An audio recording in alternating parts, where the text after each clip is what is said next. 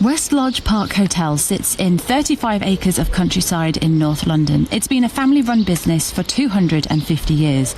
It's also just 100 metres inside the ULEZ boundaries, which the owner says is having a huge impact. We've got customers already phoning us and cancelling bookings for both bedrooms and for restaurant and even for conference and banqueting as well.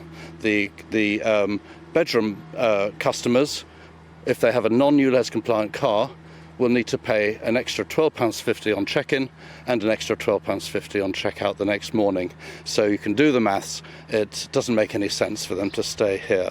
They'd choose a hotel outside of London. And then when it comes to future bookings, we don't know what the overall impact will be. But I suspect strongly it'll be in the hundreds of thousands of pounds. I think it's worth saying that everybody is in favour of clean air. So what should have happened was that this would have been brought in with what's called grandfathering. In other words, keep your car, but when you change it, then it should be a cleaner car. And that would be perfectly reasonable.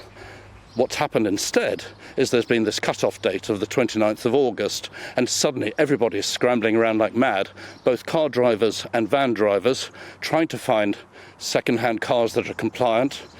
Many of the staff members don't live in London and don't have cars that comply with the ultra-low emission zone, so they either have to change their cars or pay £12.50 a day.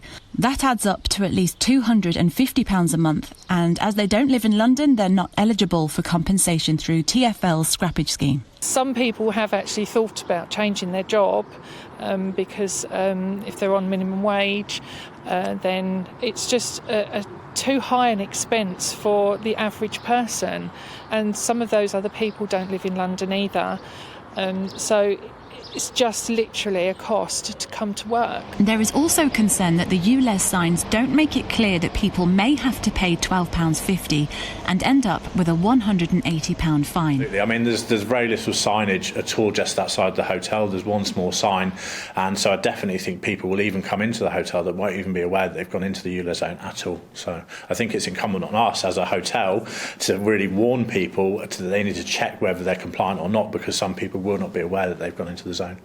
The Mayor of London expanded ULEZ in August to tackle air pollution, but with so many costs rising, many businesses like this one are asking, why wasn't more notice or help given to those who need it? Lisa Hartle, GB News, London.